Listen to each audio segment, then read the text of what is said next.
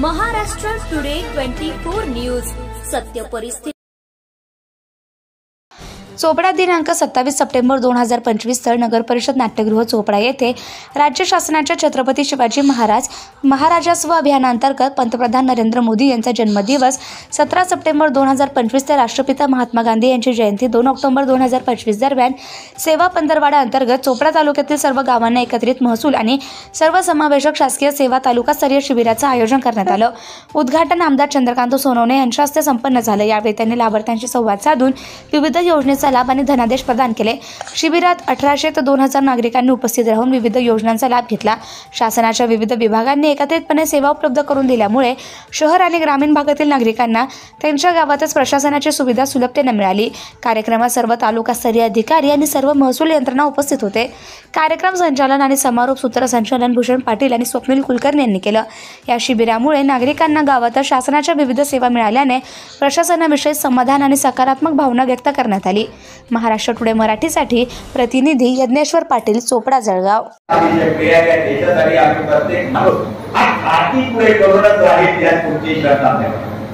योजनेचा लाभ घेत असताना आपल्याला काही अडचणी आल्या तर त्या अडचणीच्या संदर्भात आपण तहसीलदार महोदयांना, बीडीओ महोदयांना किंवा आम्हाला परीक्षा भेटलं तरी चालेल। बँकेच्या संदर्भात मागे आपल्याला सांगितलं, काही बँकेवाल्यांना असं वाटतं आपले लोक गेले, शेतीचे गरीब लोक गेले की त्यांना वाटतं की हे कोण बँकेत नवीन लोक आहेत, त्यांना सगळे मोठमोठे व्यापारी वगैरे बघायचे सवय आणि आता सर्व डीबीटीवर आहे, म्हणजे तुमच्या अकाउंटला सर्व पैसे येतात आणि हे सर्व पैसे अकाउंटला असताना केवायसी करणं गरजेचं असतं। काही वेळा मी गावात जातो, केवायसी झालेले नसते आणि तो म्हणतो भाऊ माझा पगार आला नाही। काही वेळेला पगार आलेला असतो तो बँकेत जात नाही आणि चुकून आपला माणूस बँकेत गेला आहे की ते बँकेवाले आमच्या लोकांची व्यवस्थित वागत नाही। एकदा बँकेवाल्यांना बोलवायचं नाही, एकदा समज द्यावी लागणार आहे। ती समज अशी कशी नाही, शिवसेनेच्या पद्धतीने समज द्यावी लागणार आहे की नीट वागा म्हणून। आमच्या लोकांना वेगळ्या नजरेने बघता होते, पैसे आम्ही बँकेत गेल्यानंतर आमचे पैसे विड्रॉल दिले पाहिजे, पण त्या दृष्टिकोन त्यांचा बदलावा ही सुद्धा या ठिकाणी आपल्याला करतो। ज्या त्या योजनेचा आपल्याला लाभ झाला आहे, आपल्या गावातल्या इतर व्यक्तीला कसा भेटेल त्यासाठी त्याला मार्गदर्शन। आपण स्वार्थी आहोत पण एवढे मोठा की शेजारच्याला त्याचा फायदा होणार। एकामेका सहाय्य करू आपले धरू सुपंत असं म्हणतात। विकासाची गंगा आपल्या दारापर्यंत महाराष्ट्र शासन आणत असताना या विकास गंगेचा लाभ आपल्या शेजारच्याला, आपल्या गावातल्या, आपल्या बाजूच्या गावाला, आपल्या साऱ्या व्यक्तींना बोलतीच्या कसा होईल यासाठी आपण प्रयत्न करूया। आपल्या शासनाच्या वतीनं सर्वसामान्य माणसा केंद्रबिंदू मानून त्याच्यापर्यंत पोहोचण्याचं काम शासन करतंय आणि यासाठी शासन कुठेही मागे राहणार नाही। पुन्हा आपल्याला शब्द देतो आणि तुमचं मनापासून आभार मानतो की गेल्या 40-45 मिनिटापासून मी बोलतोय, तुम्ही ऐकून घेता। आणि दुसरा आभार मानतो की तुम्ही धनुष्यबाणासमोरचं बटन दाबलं, एकदा नव्हे तर 3दा दाबलं। मी 14ला बोलतो त्यावेळेस तुम्ही मला धनुष्यबाणासमोरचं बटन दाबून निवडून दिलं। एक वेळा एकदा आमदार भरता सोनवणेंना निवडून दिलं, पुन्हा मला निवडून दिलं। धनुष्यबाणासमोरचं बटन दाबल्याबद्दल तुमचं मी मनापासून आभार मानतो। ते का तुमच्यामुळे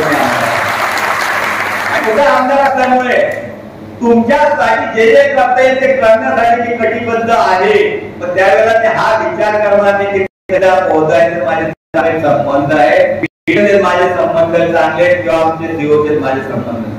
आमच्या लोकांना त्रास होणार नाही याची काळजी तुमच्या अधिकाऱ्यांनी घेतली, आम्ही नक्की तुमची काळजी घेऊ, पण आमच्या लोकांना मात्र माझ्या नावाने अशी तुम्ही ओळखता की गुंड मी गुंड नाही।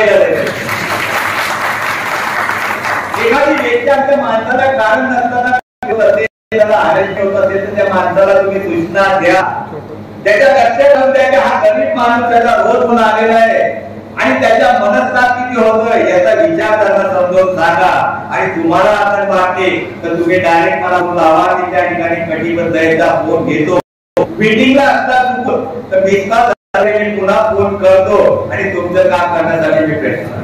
चोपडा सिव्हिल मध्ये आपण पाहिलं असेल की सिटी स्कॅन आणला, चोपडा शहरामध्ये आपण 25 बेडचा आयसीयू बनवून, त्याप्रमाणे चोपडा शहरामधलं जे सिव्हिल हॉस्पिटल आहे ते 100 बेडचे आपण आमदार भरता सोनवणे यांनी 200 बेडचं करून घेतलेलं आहे। त्या माजी मंत्री मंत्री असताना हे 100 हे बेडची संख्या काय करायची योग्य हे सिटीचे आम्ही तुम्हाला याच्यासाठी सांगतोय की तुम्ही आजारी पडू नका, पण काही झालं तर प्रायव्हेट मध्ये जाण्यापेक्षा आपल्या सिव्हिलला जाण्यात सुविधा आहे. आणि निसर्ग असं आहे, अचानक केव्हा काय होईल सांगता येत नाही. कोविड अचानक आला, घराघरामध्ये भीती निर्माण झाली, प्रत्येकाच्या मनामध्ये भीती निर्माण झाली. त्यावेळेला डॉक्टर भेटत नव्हते, हॉस्पिटल बेड भेटत नव्हते. दुर्दैवाने असा प्रसंग जर आला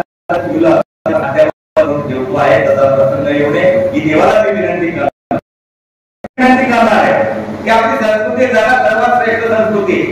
आम्हाला आई वडिलांना सांभाळण्याचा विचार आमच्या पूर्वजांनी दिले, आपल्या साधू संतांनी दिलेले.